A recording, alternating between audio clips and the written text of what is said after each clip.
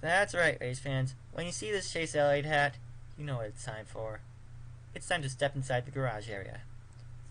What's up, race fans? Mike here. Welcome back inside the garage area.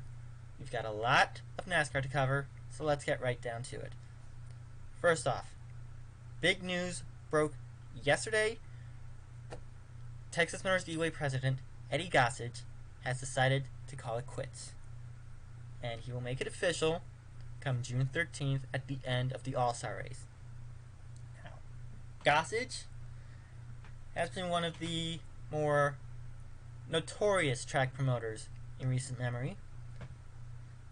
He's a proponent of bigger is better. He believes that everything is bigger in Texas. He ran his business with that in mind. He gave Tony Stewart a 7-foot-tall bobblehead in his likeness, in Stewart's likeness, upon his retirement. He gave Jeff Gordon's kids, Ella and Leo, those two Shetland ponies, which I really liked. Testament to not just Gossage, but to Jeff Gordon. So, that was a grand gesture on his part. But the notorious side of Eddie Gossage, yeah, those radius clauses in the sanctioning contracts. The radius clauses, track cannot host NASCAR and IndyCar within a certain radius of Texas Motor Speedway. That's what's taken NASCAR and IndyCar so long to host races at Circuit of the Americas. IndyCar finally did it in 2016. NASCAR is finally getting the ball rolling at COTA next Sunday. And Circuit of the Americas, great venue in Austin, Texas.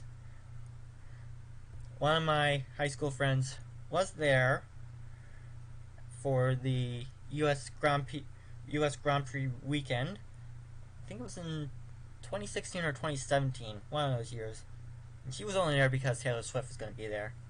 But great venue, racing's great there, the events are great there, and I cannot wait to see what NASCAR can pull off at Circuit of the Americas. So, I have an ESPN article pulled up for you right now, so let's get to it.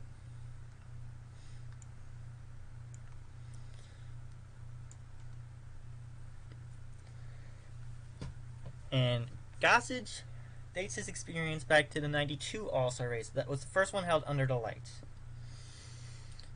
He has spent 32 years working for SMI, and Bruton Smith and Hubby Wheeler taught him all he knows. In 92, he was a public relations director at Charlotte, when during a news conference to promote NASCAR's first nighttime All-Star race, one of his stunts literally set Bruton Smith's hair on fire. If you watch the documentary One Hot Night, you'll see that incident.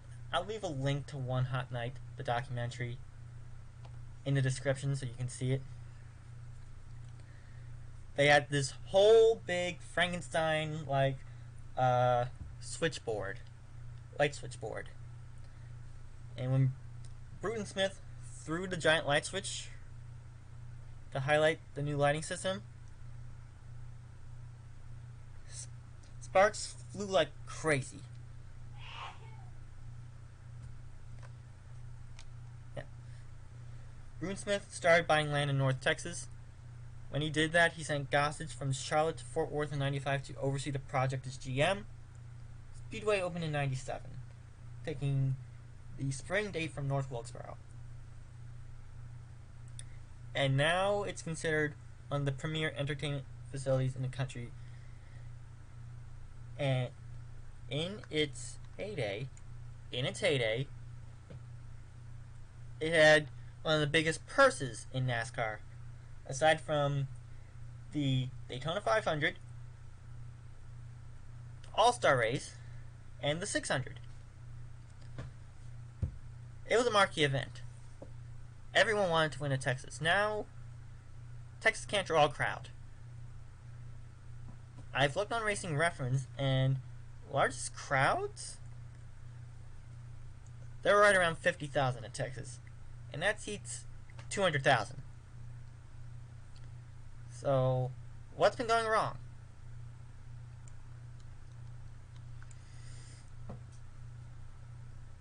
My guess is reconfiguration. He's been reconfiguring it to NASCAR when it was built for both NASCAR and IndyCar. Now, I have a tweet from Gossage on Twitter, and this RC character says, "Great guy, great promoter, but you have to wonder if this is a forced retirement due to horrible track repave reconfiguration and excessive use of PJ1 that has ruined NASCAR and Indy races at Texas for the foreseeable future." In response, Gossage says, "You are kidding, of course. Track president doesn't make those calls. Track paving, track reconfiguration, don't at me because I won't answer any of them, but no track president makes such calls." Rarely do I side with Eddie Gossage here. I am not a fan of Eddie Gossage, especially after the radius clauses and the botched Firestone Firehawk 600K for kart, which had to be cancelled day of because kart drivers were experiencing vertigo. But here I gotta side with Gossage. A track president doesn't make the calls to reconfigure the track. I believe that is the manager's calls to reconfigure. Gossage may have had a hand, he might not have had a hand. SMI might have had a hand, they might not have. I don't know whose calls it is.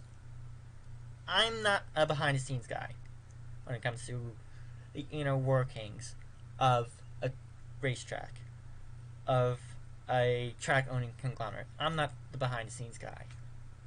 So, I don't know whose call is, whose call it's not. I can only speculate from there. But Eddie Gossage, leaving Texas Motor Speedway after 25 years,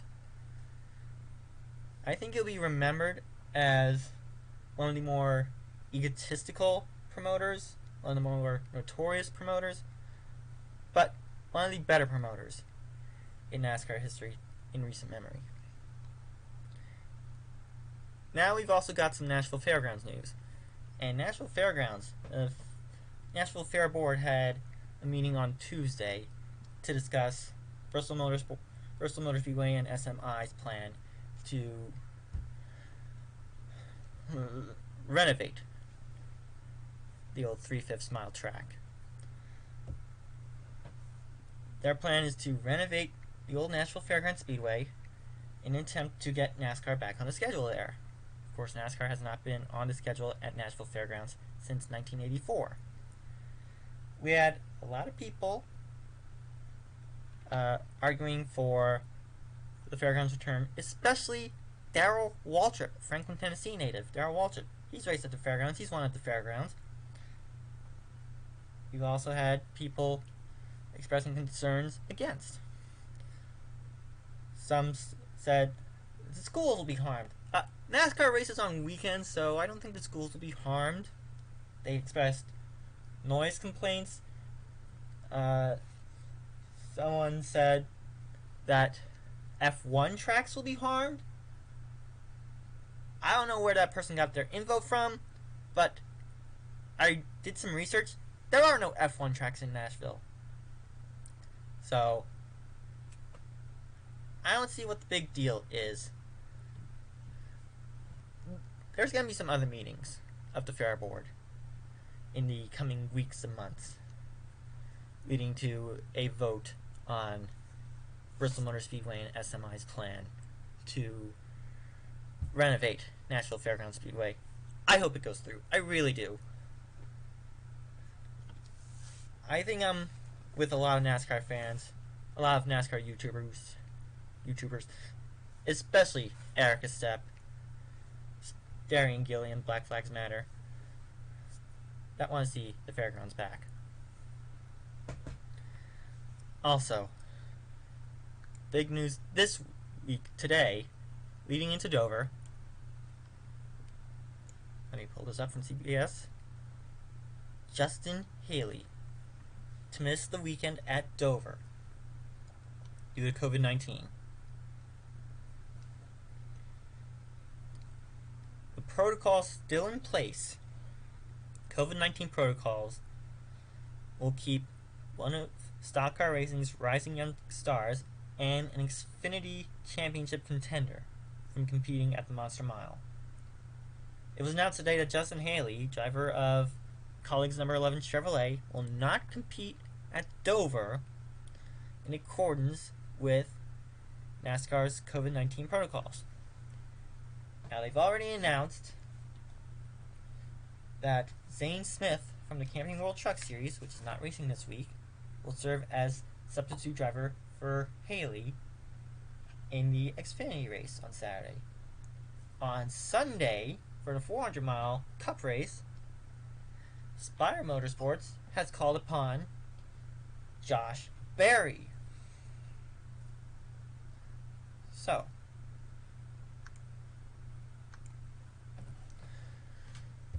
that's that. Josh Berry making his Cup debut. Zane Smith being called upon by Colleague in relief of Justin Haley this week. That's going to be something to watch. I'm looking forward to that. All the best for Justin Haley. I hope we see him next week at Circuit of the Americas. I think we will. Now to my picks for Dover. This is a tough, tricky, concrete 1-mile track. One false move, one miscalculation, there goes your race. For Xfinity, I am picking Austin Cindric. He's a good, safe bet, no matter what track we go to.